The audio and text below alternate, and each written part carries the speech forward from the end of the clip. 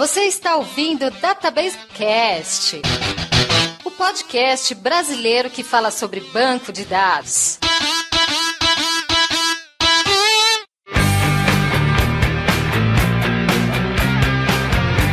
Aqui é o Mauro Picchigliani e, como diria Joseph Klimber, supletivo. Oi gente, aqui é o Wagner Crivellini e eu tô sempre perdido em matéria de escolher o que eu devo aprender. Aqui é o Fábio Teles e eu tô achando que eu sou um DBA catupiry. Aqui é a Thalita Pagani e a gente não pode ser Pikachu, a gente tem que evoluir.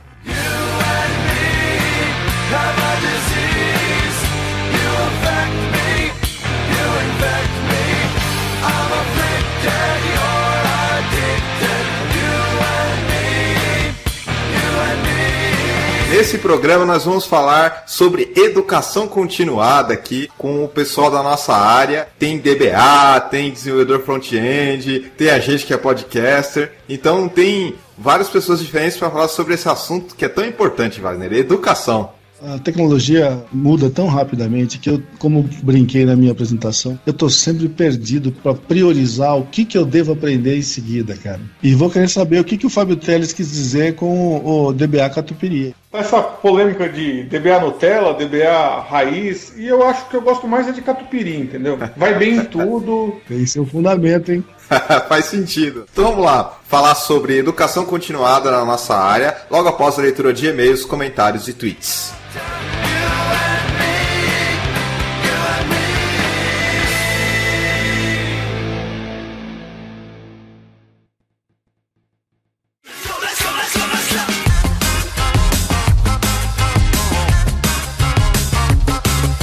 Leitura de e-mails e interatividade aqui no Database Cast, Wagner. Mas vamos começar pedindo sinceras e muitas desculpas para os nossos ouvintes pela demora na publicação de um novo episódio em 2017. Sabe aquela história? Estamos devendo, sabemos, pagaremos quando pudermos. É verdade. Muita gente veio perguntar pra gente se tinha acabado, o que aconteceu, o que demorou. Mas a verdade é que muitos compromissos pessoais, Wagner, tanto os meus quanto os seus, nossas vidas deram umas mudanças aí agora, final de 2016, 2017, e por isso atrasou. Mas vamos continuar com o Database Cast, temos vários gravados ainda, e fiquem tranquilos que o programa vai continuar. E sabe qual é a coisa mais bacana disso tudo, Mauro? Não, conta pra mim. Você sabe quem usa a camisa polo azul agora, né? Mas eu não uso. Mas na minha época tinha, na sua não tem mais. Que coisa diferente. A Microsoft agora é tudo coloridinho. Eu vou de arco-íris também trabalhar, mas tudo bem, tá? É um padrão. Só para deixar claro para os nossos ouvintes, apesar de a gente estar trabalhando nessas duas empresas, a gente vai continuar sendo isento aqui das nossas opiniões, idôneos, e não puxar a sardinha para um lado ou para outro, porque o Database Cast é um projeto pessoal nosso e a gente sabe separar muito bem as nossas atividades no trabalho do que a gente fala aqui. A gente não está aqui para puxar o saco, mesmo das empresas que a gente trabalha. Podemos ter orgulho de onde a gente trabalha, eu tenho de onde eu estou, tenho certeza que você também tem, mas o objetivo nosso aqui não é ser apaixonado por tecnologia, a gente tem que saber o que é bom e o que não é e o que pode ser melhor. É assim que é a ideia. Wagner, o que você pegou de feedback em relação ao programa anterior, os 76? Vou começar com um curto e grosso do London MS, que já deixou comentários aqui em diversos episódios, tenho certeza que já lemos vários dele, e ele escreveu isso aqui: acabou o podcast? Faz mais de 3 meses sem um episódio novo, estou com saudade de vocês. Como posso aumentar meu conhecimento se vocês somem? Já estamos de volta, London, estamos aqui, rapaz. Obrigado pelo carinho, por acompanhar a gente. Realmente, alguns chamam de período sabático, mas na verdade foi um período que a gente estava com muito trabalho, muito compromisso pessoal e não deu para fazer o programa. Continue acompanhando com a gente e toma aí um novo episódio para você matar a saudade. Fique sabendo que o lado bom da gente desaparecer é ver nego reclamar que tá sentindo falta. Isso é muito bom. Você dá valor quando perde, Wagner? Exato, é assim, é que nem ex-namorada, né? Os neguinhos reclamam, tu vira ex, era tão bom. É bom saber. Vamos para mais um comentário. Agora, Luiz Vitor França Lima. Mais um excelente episódio. Parabéns pela escolha do tema e do convidado. As rotinas que foram citadas não devem faltar em nenhum banco de dados. Assim como tudo na vida, o banco de dados também precisa de manutenção constantemente. Concordo, gênero, número, grau, Luiz. Não tem aquela frase de quem ama, cuida, Wagner? Se você ama o seu banco de dados, cuide dele e faça manutenção. Inclusive se você amar o seu emprego. Tá bom. E para completar o terceiro comentário, eu separei do Diego Diego Canelli, que também está sempre por aqui, fazendo seus comentários, e ele escreveu: que episódio fantástico, tantas informações bacanas que montei uma lista para pesquisar sobre elas. Por favor, façam mais episódios sobre o tema, pois achei muito bacana, abriu minha mente para tópicos que nunca havia pensado antes. Poxa, que legal, Diego, fico contente de ouvir que o episódio aí foi tanto sucesso. E ele encerra: parabéns a todos pelo excelente conteúdo. Bacana, obrigado, Diego. E é legal ver que o DatabaseCast foi um ponto de partida para você procurar mais conteúdo, mais conhecimento e melhorar suas habilidades. Isso é muito importante, porque óbvio que a gente nunca consegue falar sobre tudo e sempre fica esse gostinho de quero mais, e aí é a responsabilidade do ouvinte correr atrás desse quero mais. Cara, essa é a parte legal, você chamar a atenção do cara para ele ir pesquisar, rapaz. É assim que a gente aprendeu, não foi, mal? Pra mim sempre foi dessa maneira. E eu acho que é como funciona de verdade para todo mundo. Ser obrigado a fazer uma coisa tem o seu valor. Agora, você ter a iniciativa de ir atrás e pesquisar é completamente diferente. É assim que eu aprendi também. O famoso dá seu jeito, corre atrás. Eu tinha uma tia que falava assim: se vira, você não é quadrado, se vira, é o jeito. É a teoria do chá comigo, vambora. Indo para os e-mails, eu separei aqui o e-mail do Fábio Oliveira. Fala galera, tudo bem? Primeiramente, parabéns pelos podcasts. Agora um comentário sobre o último, o 76. Quando se há uma equipe grande em banco de dados, também vale a manutenção / monitoramento de logins / usuários com acessos indevidos? Sysadmin ou DBAuner? Levando-se sempre a pergunta: foi necessário mesmo dar esse nível de acesso a esses usuários? Valeu e continue com os DatabaseCasts. Eu tenho certeza que esse é um tipo de coisa que precisa ser feito em todo lugar, porque toda empresa sabe que não deve abrir, por exemplo, ambiente de produção para acessos indevidos. Existem leis sobre isso, existem auditorias que exigem esse tipo de coisa e muita empresa faz. Então é obrigação nossa ter esse tipo de controle de quem faz o quê. Especialmente em equipes grandes, como o nosso ouvinte sugeriu no e-mail. Segurança é um assunto que a gente não fala muito aqui no DatabaseCast, mas é extremamente importante para banco de dados, especialmente quando a gente divide em níveis como autenticação, autorização e outros exemplos. E também tem aquele cenário de aplicação web, que a maioria das vezes deixa o mesmo usuário e não se preocupa com isso, mas enfim, é algo muito importante que a gente vai falar mais pra frente. O próximo e-mail é o do Jefferson Guimarães. Olá, Mauro e Wagner. Poderiam me ajudar? Lembro que em um episódio, vocês fizeram um crossover com outro host de outro podcast e perguntaram se ele já tinha lido algum livro sobre técnicas de entrevista ou algo parecido. Vocês teriam algum livro nesse sentido para indicar? Obrigado e abraços. Bom, Jefferson, a gente teve vários convidados de outros podcasts aqui. Eu não lembro necessariamente dessa pergunta, mas eu lembro de ter lido um livro sobre técnicas de entrevista antes de começar o DatabaseCast, para me ajudar a entender um pouco mais sobre isso. Esse livro é super clássico da área do pessoal que faz RH, também jornalismo, e fica aqui a referência. Ele chama-se Técnicas de Entrevista, dos autores Charles J. Stewart e do William B. Cash Jr. Ele é da editora McGraw-Hill e ele já está na 14ª edição. Então você pode ver que é um livro super importante, super clássico da área e fala bastante sobre diversos tipos de entrevista, para pesquisa, para emprego, para avaliação de desempenho, para persuasão, etc. Fica aí a referência desse livro para você. Falar nisso, também faz tempo que a gente não fala sobre livros aqui. Nossa, rapaz, acho que faz uns 4 anos no mínimo que ele não fala de livros aqui. Era um assunto a ser retomado. Vamos falar um pouco mais sobre livros em futuros programas. Fiquem atentos, pessoal, que a gente vai fornecer mais indicações, coisas legais. Lembrando também que a gente tem no Twitter o @databasecast, tem o nosso canal no YouTube, tem o eMaster, tem o databasecast.com.br. Não se esqueçam de entrar em contato com a gente por esses canais. Mídias sociais também, Facebook, Google+, LinkedIn, e deem um feedback pra gente melhorar o programa. Mas vamos lá, Wagner, falar sobre educação continuada na nossa área? É um assunto extremamente relevante, que a gente está todo dia fazendo, e quem não quer aprender coisa nova, que vai estudar outro assunto, porque o nosso está mudando constantemente, e o resto da sua vida você vai ter que estudar. Só um pequeno disclaimer sobre esse programa. A Thalita Pagani, que gravou com a gente esse episódio, é minha namorada, então tem aí um bias, mas isso não aparece no programa. Fiquem aí com esse programa que ficou super legal, falando sobre educação, que vira e mexe a gente sempre está falando aqui, porque é super importante.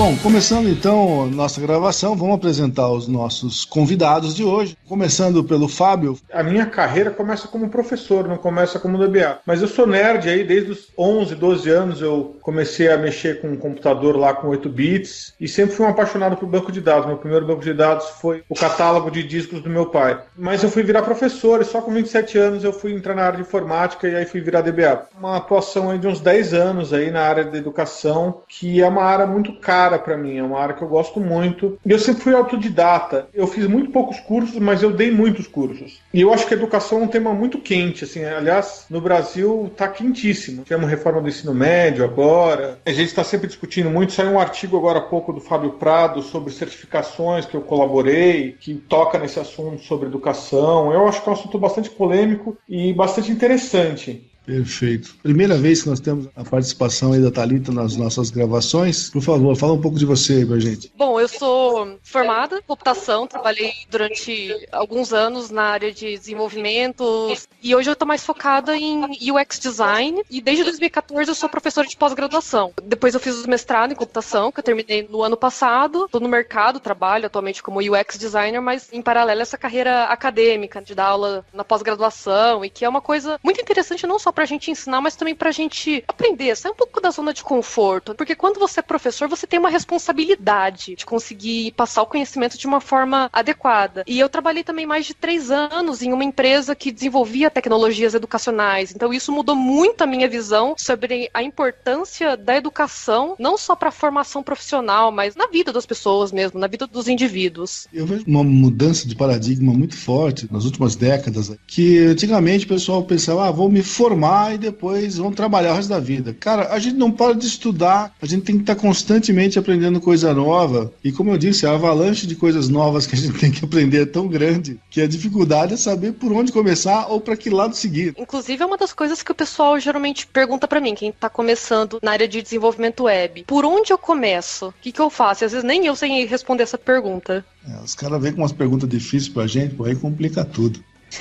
Só queria fazer um parênteses aqui, antes da gente continuar, que o tema que a gente comentou na introdução sobre educação continuada, ele tem que ser levado em consideração no sentido que a profissional está sempre estudando, ou seja, sempre se atualizando, se reciclando, e não no sentido da progressão continuada, aquela prática no ensino médio fundamental, que não tem reprovação, etc. Acho que é bom deixar claro um pouco aí esse termo que a gente está usando aqui, não é nesse sentido mais formal de educação, de não ter reprovação, mas sim no sentido de sempre procurar estar se atualizando. Um profissional, às vezes mesmo formado, sempre continuar procurando educação para melhorar a sua carreira. Reprovação é só no contrato, cara. Ou você é despedido ou você não arruma emprego. Na vida real não é como funciona no ensino público, vamos dizer assim. A gente gosta muito de usar o termo formação permanente. A educação, ela começa quando você nasce e ela termina quando você morre. Está sempre aprendendo. Macaco velho aprende truque novo. A educação é um processo permanente. Agora, o investimento é uma opção. Isso é verdade. Inclusive, com a quantidade imensa de meios de educação que a gente tem hoje, a internet revolucionou isso de uma maneira inimaginável para quem nunca viveu antes dela. A quantidade de recursos que a gente tem hoje é absurda. O que tem de cursos online, de material, de revistas online, é uma coisa astrondosa. Eu lembro, 20 anos atrás, quando eu fazia meu mestrado na Unicamp, ia fazer uma pesquisa bibliográfica na biblioteca da Unicamp.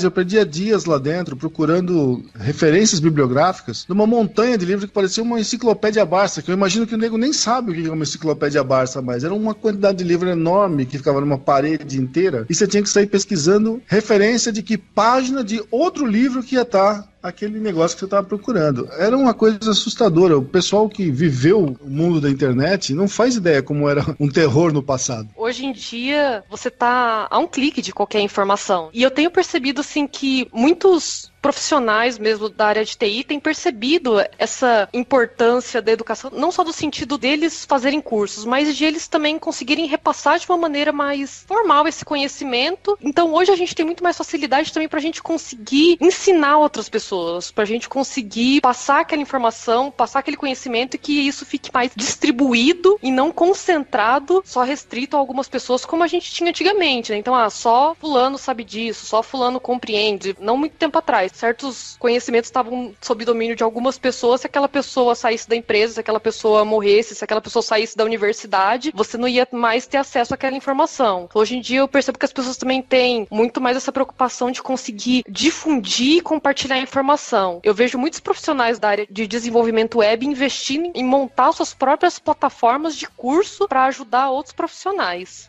Isso me lembra aquela imagem que acho que a gente tinha muito antigamente, Wagner, do sábio no topo da montanha, que tinha um conhecimento lá só pra ele, aí se você quisesse ser um cara bom, você tinha que subir até lá pra perguntar. Você lembra dessa imagem, Wagner? O que a gente via como a questão da sabedoria. É um ponto importante na história que o Fábio comentou, de investimento na educação. Uma das coisas mais importantes da internet hoje é que esse investimento, ele tá mais no sentido de investir seu tempo do que necessariamente investir seu dinheiro. Porque tem muita coisa boa e gratuita também. Não podemos esquecer desse aspecto. Sim, a Coursera, por exemplo, e outras plataformas semelhantes. Os cursos da própria USP. A gente percebe que está tendo um movimento até de universidades renomadas abrindo seus cursos, abrindo seus materiais de forma gratuita para as pessoas. Sobre a metáfora do sábio na montanha, queria lembrar que a palavra aluno vem da expressão de aquele que não tem luz. E o professor era aquele que vinha trazer a luz do conhecimento para o aluno. E hoje a gente trabalha com outro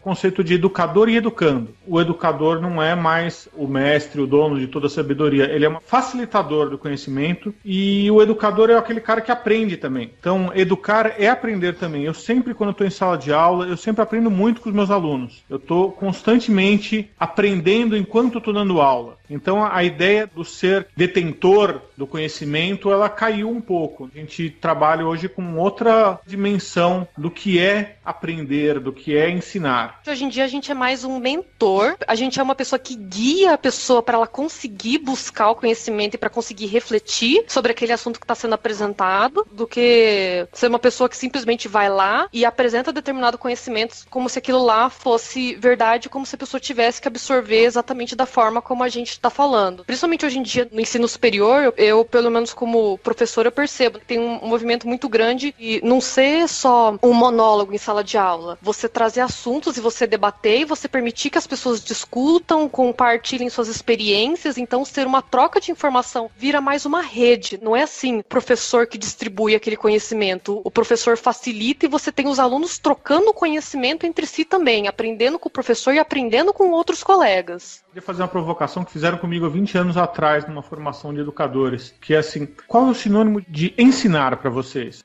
Eu colocaria como ajudar as pessoas. Colocaria como facilitar mesmo. Compartilhar. O sinônimo que me deram na época, que eu achei fantástico, que veio com uma explicação em cima disso, é cutucar. Você vai cutucar o educando. Você vai lá, dar um toque nele para direcionar ele. O ensino, ele vem a partir da experiência dele, acumulando com o que você traz junto, ele é único, o saber é rizomático, ele é em rede. Tem uma série de questões em cima disso.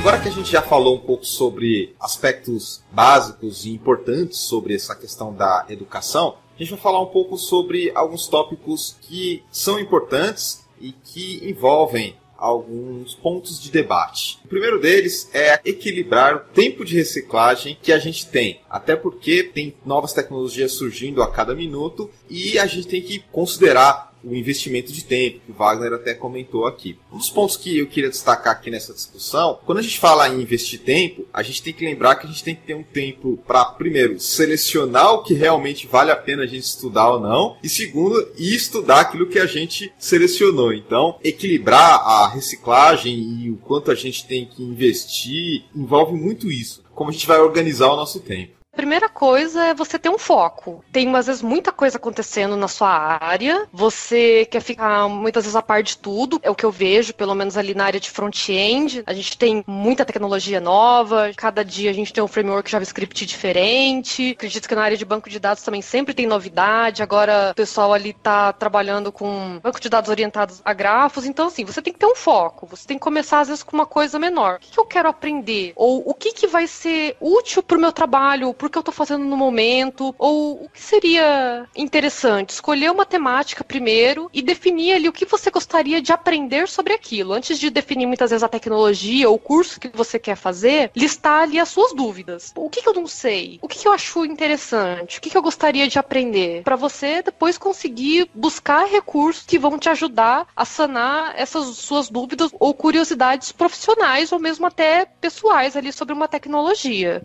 Quando você vai escolher o que você vai estudar, você tem várias questões para você abordar. Primeiro, o que te move? A área de TI, depois da década de 90, que deu aquela inundação de gente dizendo que informática ia ser o caminho do futuro, que todo mundo vai ficar rico se for trabalhar com informática, veio muita gente sem talento para a área de informática. E esse pessoal está aí no mercado, seja sobrinho, seja indicado. Essas pessoas estão no mercado e muitas vezes essas pessoas não têm o que o Gilberto Freire fala. Sem tesão é difícil, entendeu? Você precisa ter tesão por alguma coisa. Então, essa é a primeira coisa que vai te mover. Segundo, são as demandas do mercado, as demandas do seu trabalho. Muitas coisas caem no seu colo e você tem que estudar. E é uma delícia, na verdade, eu acho, pelo menos, é uma delícia quando o trabalho te empurra para o estudo, porque o jeito mais gostoso de estudar é com um caso concreto na mão. O desafio te move para frente. Então, quando você tem que estudar movido ao desafio, é muito mais fácil. E tem a questão da aposta. Você olha, por exemplo, NoSQL tá pegando, isso vai dar certo, isso vai ser legal. Esse é o caminho. As coisas vão melhorar para esse lado. Ah, não, ciência de dados é o caminho agora. Não, agora todo mundo para nuvens, eu quero aprender a trabalhar com microserviços em banco de dados. Ou eu quero trabalhar com containerização. Tem N tecnologias bombando e você vai fazer uma aposta. O que você acha que vai ser mais interessante para o futuro? Muitas vezes essa aposta não vinga. Aliás, 90% das tecnologias que aparecem no dia a dia, eu diria que 10% vingam de fato ou permanecem. Muito do que aparece acaba sendo adequado para um caso de uso muito específico e que pouca gente vai se especializar nisso. E é uma tecnologia que morre rápido. Muita tecnologia morre. Muita tecnologia nasce, mas muita tecnologia morre. Então, saber o que é um buzzword e o que se aplica ao seu cenário, pode se aplicar a algo que você quer trabalhar, é muito importante. Conhecer os conceitos básicos é o primeiro passo para você ter uma boa formação, saber separar o joio do trigo. O grande incentivador que a gente tem mesmo é a necessidade. Quando você tem que aprender alguma coisa ou reciclar seu conhecimento em alguma área porque apareceu uma demanda no seu trabalho, você vai que vai. Além da obrigação de se dedicar, tem o gosto aí de se aprender coisa nova. Agora, o que me pega é na hora da gente ampliar horizontes, aprender coisa nova, porque realmente grande parte do que a gente ouve por aí, como falou o Fábio, é a tal do hype, é só away. No fim das contas, aquele negócio, depois de um pouco de tempo, morre e você não sabe, você dedicou seu tempo em vão. E outro aspecto é quando o cara dá uma recomendação muito vaga pra você. O meu preferido é, cara, você precisa aprender Big Data. Puta que pariu, eu preciso aprender o que de Big Data? Data Science, Visualization, linguagem R, Hadoop, Spark. Escolhe. Tem tanta coisa que está por trás de uma palavrinha idiota como Big Data. Analytics, eu não falei Analytics. É muita coisa. Você tem que ter um foco. Você não vai conseguir aprender tudo aquilo de uma hora para outra. Então, essas são as dificuldades mais importantes que eu vejo. Se a gente quer ampliar horizontes, para que lado seguir e arriscar para ver o que vai dar certo no futuro. Você estabelecer um foco. Você conseguir listar ali as suas prioridades também. Porque muitas vezes o pessoal tá meio perdido. Não sei se vocês já passaram por isso, mas eu já vi pessoas assim que elas já chegam querendo fazer algo grandioso e perguntando, porque eu quero aprender a construir um ERP. Tá, mas por quê? Porque a pessoa acha muitas vezes, ela já pensa de uma forma macro, ao invés de pensar primeiro assim, não, eu quero começar aprendendo como construir o básico de uma página web, eu quero aprender a colocar uma aplicação no ar. Geralmente o pessoal tem uma dificuldade de conseguir ali enxergar os passos que ela precisa seguir até conseguir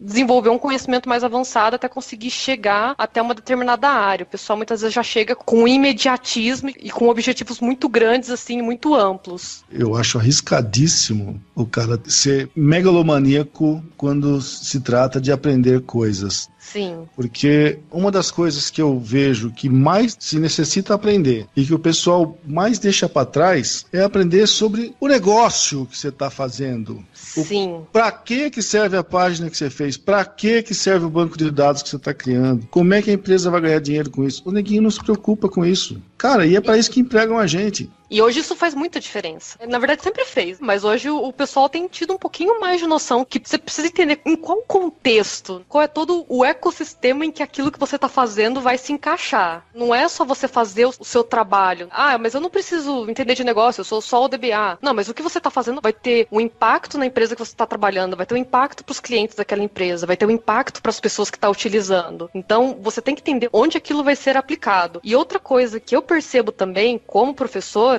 é que o pessoal tá chegando já na pós-graduação sem base na área de computação, sem base sobre engenharia de software básica, assim. Então o pessoal tá muito hoje em dia focado, muitas vezes, em aprender ferramentas, em aprender certos recursos e técnicas que são passageiros e que logo vai vir alguma outra tecnologia, alguma outra ferramenta que vai substituir, mas não se preocupam em aprender os conceitos que têm um tempo de vida muito mais longo. Então o pessoal chega ali para pós-graduação de engenharia de software sem saber, muitas vezes, ali a base de engenharia de software, e aí quer tomar decisões baseadas em escolher ferramentas, ao invés de entender por que está fazendo aquilo, de montar uma arquitetura, entender qual o tamanho daquela aplicação, qual o volume de informações com qual você vai ter que lidar, para só então você decidir como você vai construir aquilo. Deixa eu fazer uma pergunta. Você dá aula em qual universidade, Thalita? Dou aula na Universidade Sagrado Coração, em Bauru. Dei aula também na pós do Senac de Bauru também, pós em Juazeiro do Norte. Tô com aula para pós em Santa Catarina, mas eu fico mais mesmo em Bauru. E eu dou aula de engenharia de software, aí design patterns e também interação humano-computador. Eu gostaria de observar sobre o que você falou, que você está sendo bastante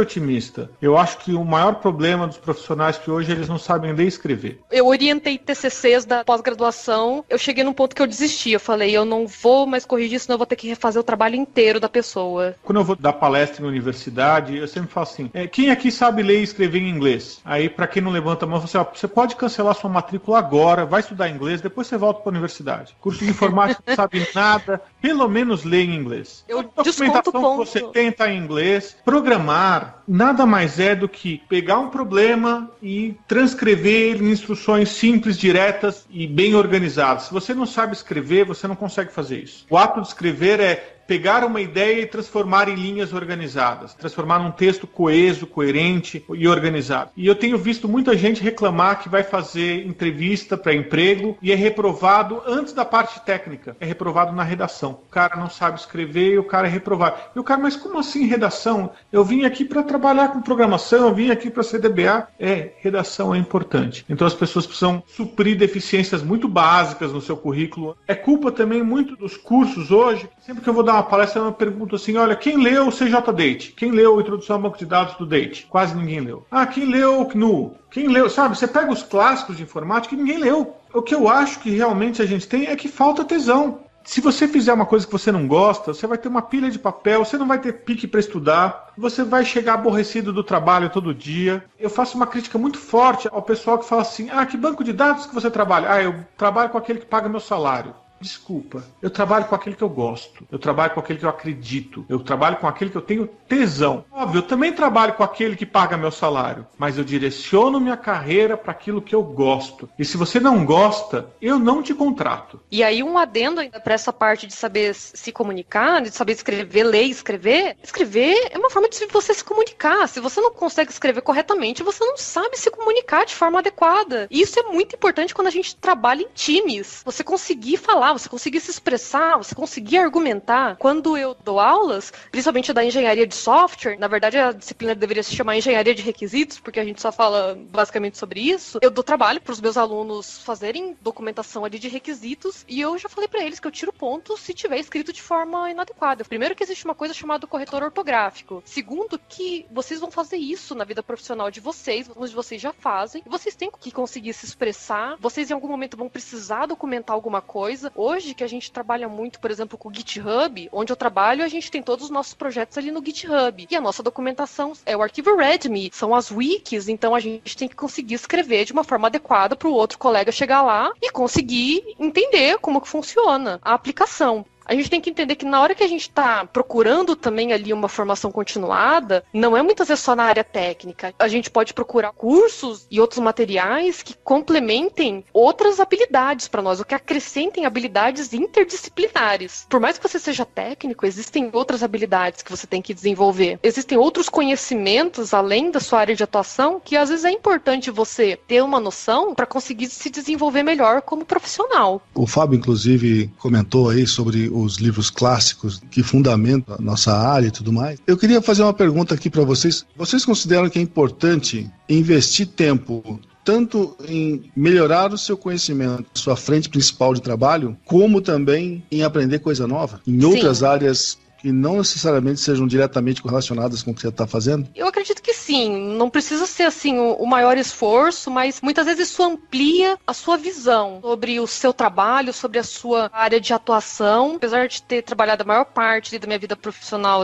desses 12 anos de carreira, na parte ali de front-end, eu já trabalhei 1 ano como tester, já trabalhei quase 2 anos na área de gestão de projetos e 9 meses como analista de requisitos. Tudo na mesma empresa. Apesar de não ter sido uma coisa que eu, assim, fiz um curso, né, foi uma atuação mesmo direta, e foram áreas um pouco diferentes que me fez ampliar e ter até mais empatia pelos que meus colegas faziam. E isso fez até com que eu conseguisse me comunicar melhor com as pessoas, porque eu entendi do que ela estava falando, entendi qual era o trabalho dela. E às vezes eu acho importante a gente ir até aprender coisas um pouco fora da nossa parte técnica. Eu tive aula de teoria de banco de dados lá na USP. Na verdade, eu fazia ciências sociais na USP. Mas pra você ver como eu era nerd, eu fui fazer uma disciplina de banco de dados lá, porque eu sempre gostei muito de banco de dados. E ele falava que uma das disciplinas que eles estavam querendo incorporar no currículo era teatro. Como assim teatro? É teatro, porque a gente tá cheio de nerd que não sabe falar, não sabe se expressar. E realmente isso é uma deficiência muito comum no currículo das pessoas, saber se comunicar, saber se expressar. E eu acho que a visão crítica das pessoas está se perdendo muito no trabalho. As pessoas estão muito robotizadas. Existe aquela visão da fábrica de software que são pecinhas que você tira e coloca numa linha de montagem. Eu gosto muito mais do Scrum, eu gosto muito mais do Extreme Programming, eu gosto muito mais de equipes pequenas e talentosas que fazem coisas excepcionais. Eu gosto muito mais da informática como forma de arte do que como linha de montagem. E eu acho que essa informática de arte, ela depende de pessoas com mais visão crítica, nível de senioridade que envolve cultura, que envolve lazer, que envolve outras coisas, que envolve tomar cerveja com os amigos depois do trabalho, essa integração da equipe, de ter uma relação mais amistosa, mais colaborativa com as pessoas. Faz parte do desenvolvimento do ser humano.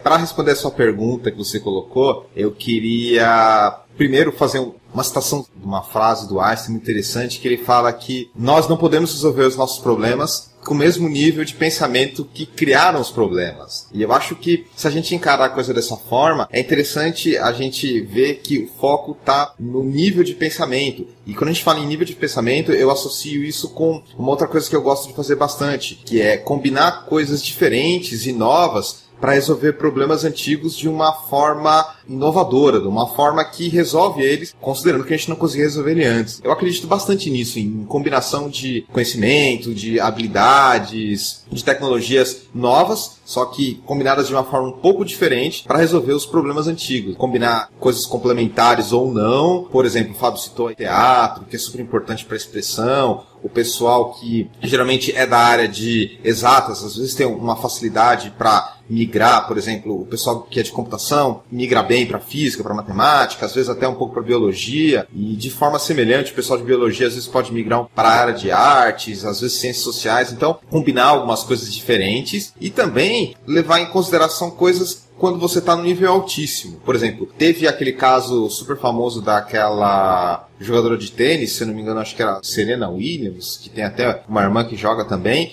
que ela chegou num ponto onde ela não estava conseguindo evoluir a técnica dela. E aí, o que ela fez? Ela foi aprender dança de salão. Então, ela foi aprender os passos de jazz ou alguma outra dança que, de certa forma, ajudaram ela a ter um movimento melhor. O pessoal que conhece bastante tênis falou que ela até tem uma técnica razoável, não é tão boa, ela se move de maneira estranha, digamos assim, para uma jogadora no nível dela, mas graças a esse treinamento experimento que ela fez com a dança, ela consegue ter alguns movimentos que são bem surpreendentes, que conseguem jogar a bolinha de uma forma diferente. Óbvio que isso é no caso dela, que já está lá no alto nível, né? Ela já dominou bem a técnica necessária que ela precisaria e foi procurar alguma coisa meio lateral, assim, no caso com a dança. Eu acho que é super bacana isso, combinar algumas coisas diferentes, às vezes até para te dar um ponto de vista, te ajudar a entender por que certas coisas foram resolvidas de outras maneiras e o quanto que isso pode te ajudar. Eu concordo com todo mundo. A gente precisa ter alguns conhecimentos complementares para ajudar a gente no dia a dia. Eu lembro do meu começo de carreira, eu trabalhei com venda de software e para fazer isso, a empresa que eu trabalhava deu um monte de treinamento para a gente, inclusive o de expressão verbal em público, como dar uma palestra e tudo mais. E isso me ajudou muito durante a minha carreira, porque eu sempre aproveitei esses conhecimentos na hora de dar uma palestra, de dar uma aula. Sempre gostei muito de ler, então eu também tenho uma certa facilidade para escrever. O pessoal não pensa, por que eu tenho que fazer redação? O que é escrever um e-mail? Se você não sabe botar uma ideia na frente da outra, você não sabe escrever um e-mail. Você não vai ser compreendido. Então você precisa dos conhecimentos complementares à sua área. Então eu acho fundamental que a pessoa tenha a humildade de aprender algumas coisas que complementem o dia a dia dele. Eu gosto muito de ler livros sobre história, sobre biografia de pessoas, esse tipo de coisa. Sempre agrega, cara. Você sempre aprende coisas importantes, se não para o seu trabalho, pelo menos para a sua vida. Adquirir cultura. Não é só conhecimento técnico, não é só formação profissional, é cultura mesmo. A gente leva um pouco da nossa bagagem de vida para o nosso trabalho. Mais uma pergunta que eu tinha separado para fazer para vocês. Dentro da sua área de atuação, cite 2 tópicos que você recomendaria que seus colegas estudassem. Primeira coisa, pesquisa com usuários. Entender essa parte de usabilidade, entender o que são as pessoas, como conversar com as pessoas, como obter informações ali com as pessoas que vão estar utilizando o seu produto, que podem ser usuários potenciais. Isso da parte de UX. E aí, voltando mais para a parte de front-end, entender pelo menos assim o básico de arquitetura de aplicação web. Porque não adianta eu falar para a pessoa aprender a linguagem, nem aprender nenhum framework, porque a questão é você conseguir entender como estruturar a aplicação, estudar, por exemplo, o JavaScript universal, ou estudar JavaScript idiomático, que são conceitos que ajudam você a desenvolver melhor uma aplicação. Fábio? Conhecer um pouco os fundamentos, os clássicos, eu acho que é muito interessante. Aprender SQL é fundamental. Modelagem e a linguagem SQL é uma coisa muito complexa, tem N possibilidades, e se você quer ter desempenho, quer ter uma arquitetura interessante, você tem que conhecer bem a linguagem SQL, que é uma linguagem que a lógica vai muito além. A ideia do tell me what, not how é muito poderosa. Saber escrever bem SQL eu acho que é um grande diferencial, eu acho que é a grande aposta que um DBA deveria fazer. Pode parecer meio ultrapassado, pode parecer meio na contramão, eu acho super interessante aprender a trabalhar no nuvem, trabalhar com microserviços, trabalhar com Big Data, mas eu acho que as pessoas têm que aprender SQL. Eu acho que o SQL é fantástico, eu me divirto muito. Mauro, sua vez. Olha, Wagner, como eu estou mais envolvido atualmente no mundo de machine learning e cognitive, etc., eu vou destacar 2 tecnologias emergentes que eu acho que vale a pena dar uma olhada para quem está querendo direcionar a carreira para esse sentido. Uma delas é o Deep Learning. Quando a gente fala Deep Learning, estou querendo dizer as redes neurais recorrentes, toda a parte de arquitetura, também um pouco dos frameworks, TensorFlow, Caffe e esses caras, porque essas técnicas elas estão seriamente sendo muito melhores que os outros tipos de classificador. A primeira delas é a Deep Learning, com esse viés para as redes neurais recorrentes. E outra técnica também associada aí com Machine Learning é o Feature Engineering. Saber como dos dados extrair as suas features, que são as mais adequadas para o seu modelo, usar a técnica de sampling, usar a modelagem estatística de distribuição, enfim. Tem um monte de coisa que dá para você fazer com o Feature Engineering para não só pegar os seus dados brutos do jeito que eles estão e jogar lá no seu modelo. Hein? Se você gastar um tempo, eu acho que é uma coisa que está dando bastante ganho. Hein?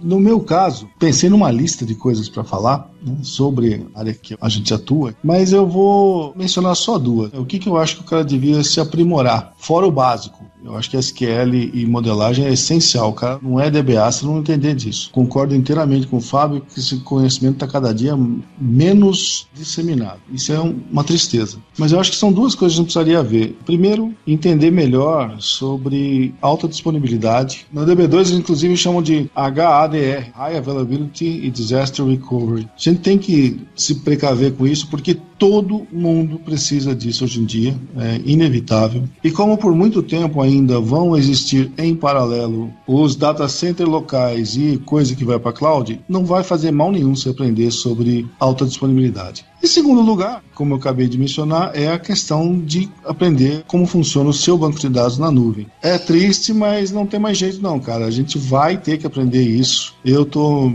começando nessa área também porque é um caminho sem volta. Vão existir as duas alternativas, mas a gente precisa conhecer dos dois lados.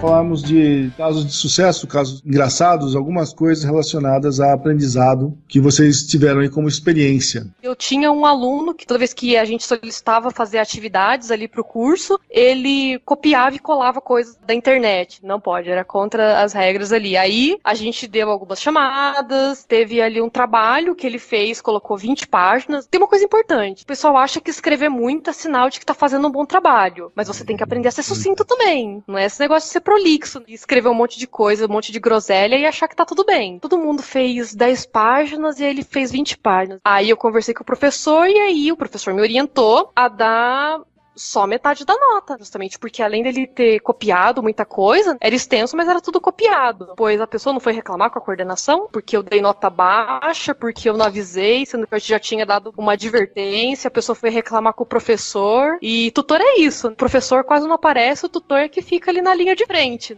Também teve um caso que eu peguei que o professor deu um exemplo de código errado ali de uma aplicação em Java, e aí eu fui no fórum, fui dar uma outra alternativa para fazer aquele código em HTML, tinha falado que não estava correto, e aí depois presencialmente eu levei uma chamada de atenção porque eu contestei o conteúdo do professor, expus o erro do professor, e professor não pode errar, professor que está há anos. Não pode errar, corrige, presta atenção no que está fazendo, né? Essas coisas acontecem, mas aí o caso mais curioso que não foi de ensino à distância, foi de ensino presencial quando eu fazia a faculdade. Em graduação, muitas vezes os professores são alocados para disciplinas que eles não têm tanta familiaridade. E a pessoa vai lá ali, tudo bem, vou ensinar isso daqui. E aí você sabe que sai daquele jeito. O professor foi lá, deu uma disciplina de tópicos especiais, que tinha isso na minha faculdade. Eram 3 disciplinas de tópicos especiais, a ementa variável. E aí o professor foi ensinar PHP. E chegou assim, tipo, na segunda ou terceira aula, eu parei de prestar atenção no que ele falava, depois que ele pegou e falou que a função header do PHP era para fazer redirecionamento e não para alterar informações de cabeçalho de uma página. E o pessoal ouvindo aquilo lá e aceitando tudo que o professor falava. E eu falei, eu vou parar de prestar atenção, porque senão eu vou desaprender o que eu sei de PHP, que eu já sabia. Uma coisa que eu vi muito na faculdade é isso, sabe? Professor que não aceita que o aluno que já tem uma experiência no mercado, ou que já tá no mercado, como era o meu caso, conteste. E muitas vezes que a pessoa tá falando, eu sei o que eu tô falando, eu sou o professor. Fábio, e você, o que você tem para comentar? Eu acho que o mais bacana de sala de aula é sempre quando a sala de aula se diverte, quando a educação se torna algo divertido e todo mundo se diverte, quando o cara descobre que ele consegue chegar lá com desafios interessantes,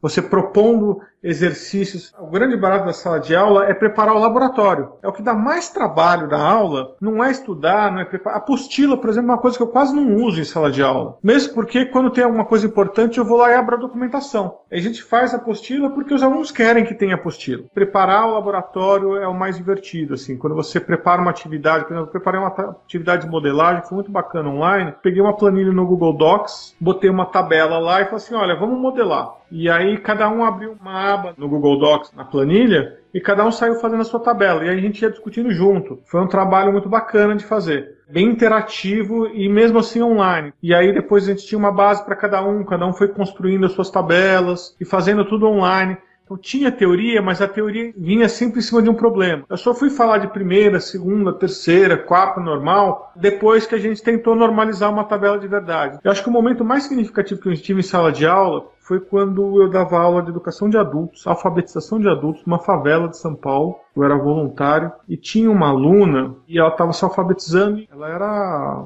faxineira, trabalhava numa empresa, fazendo limpeza e tudo mais. E o filho dela falava que ela era muito burra, que o filho dela se formou em engenharia. E eu levei um dia para a sala de aula a Canção do Sal. Peguei a música, trouxe o aparelhinho de som, era Elis Regina cantando. E aí tem uma parte da música que ela fala assim: filho vir da escola, problema maior é de estudar, que é para não ter meu trabalho e vida de gente levar. E metade da sala de aula começou a chorar. Foi um dos momentos assim, mais marcantes em sala de aula, porque as pessoas acham que são burras, mas elas esquecem que elas trabalharam a vida inteira para poder oferecer a possibilidade de seus filhos estudarem e não terem a mesma vida que eles tiveram, a vida dura que eles tiveram de quem não teve estudo. E o estudo, ele é uma forma de promoção social, mas ele deve ser uma coisa prazerosa também, ele deve ser uma coisa reflexiva. Eu não acredito na educação como um processo simplesmente de acumular conhecimento. Eu acredito na construção de um mundo melhor a partir da educação. A educação traz essa possibilidade. Quando você toca o aluno, é um movimento muito bonito. Quando você se diverte junto com o aluno, é um momento muito prazeroso. Eu acredito muito na educação dessa forma diferente, que não é a simples transmissão de conhecimento e acumular de comandos e teclas e sequências de comandos que você tem que decorar. Perfeito.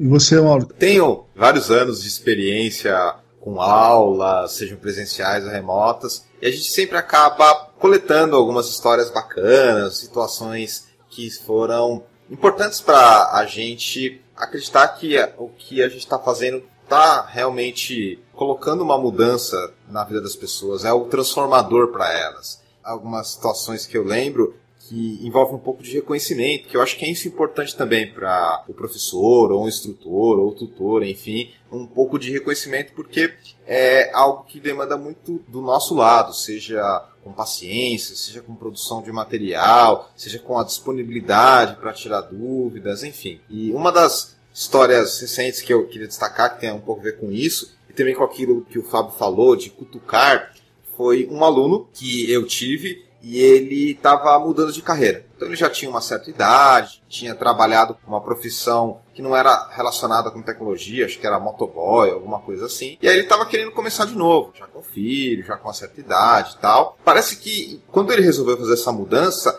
todo mundo falou para ele desistir, não largar o que ele já tinha. Ele recebeu muita crítica e muito comentário desmotivador para ele. Quando ele chegou lá na sala de aula e tal, para um curso, ele estava bem assim, descrente que ele poderia ir para a área. E aí eu fui lá e eu incuti nele a vontade de trabalhar na área. Olha, legal, dá pra você ir pra cá, dá pra fazer isso. E mais que incutir nele, eu também motivei ele bastante, porque eu senti que ele precisava. No final do curso, ele agradeceu, chorando, porque eu ensinei algumas técnicas diferenciadas para ele, mostrei que ele conseguia, que não era tão difícil. E isso foi muito importante, porque talvez não tenha sido a maior quantidade de conhecimento que eu já passei para alguém, ou talvez até nem o melhor conhecimento que eu pude passar, mas sabe que realmente fez a diferença para ele, porque ele estava mudando de carreira e já tinha toda uma necessidade de se manter família, filho pequeno, e ninguém nunca tinha dado uma motivação, ninguém tinha falado para ele, olha, vai lá que você consegue. Tinham criticado muito, então isso é muito bacana, porque teve uma mudança pequena, mas uma mudança profunda ali nesse aluno. E também algumas outras situações que você vê que o pessoal aproveita tanto, gosta tanto, que às vezes eles retribuem o professor. Então teve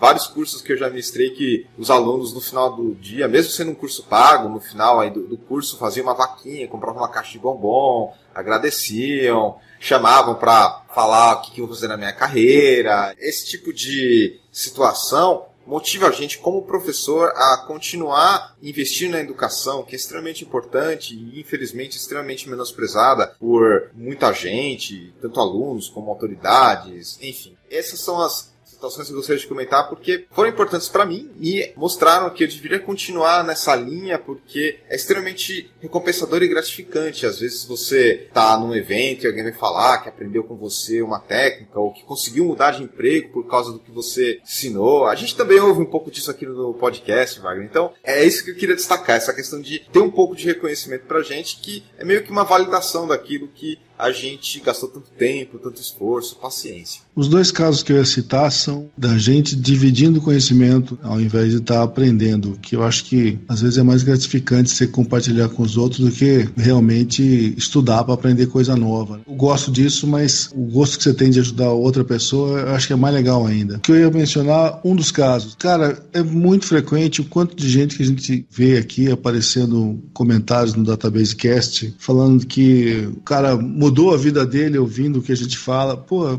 é legal pra caramba, cara. Esse ano nós vamos fazer 7 anos que estamos no ar. Dá trabalho de fazer, mas esses comentários realmente fazem a diferença no final das contas. A gente fica muito feliz de ouvir coisas desse tipo. E o segundo caso que eu ia mencionar, eu não tenho tanta experiência em dar aulas como vocês, nunca exerci efetivamente o cargo, só pontualmente eu dei um curso aqui ou ali. Uma das coisas que eu fiz bastante foi ministrar treinamentos para certificação de produtos, na época que eu trabalhei na IBM. E eu lembro que numa dessas oportunidades a gente aplicava um curso de 4 sábados, você ia lá por trabalho voluntário e depois aplicava um exame de certificação. E naquele exame, só um cara passou. Só um. É chato isso, cara, mas pelo menos o cara passou. Aí eu fui ver quem que era. E o cidadão era um estudante mais velho do que eu. O pessoal adora falar que eu sou o velho aqui do Database Cast, mas esse cara era um estudante que ainda não era formado, era mais velho do que eu, e foi o único que passou. E a partir daquele momento eu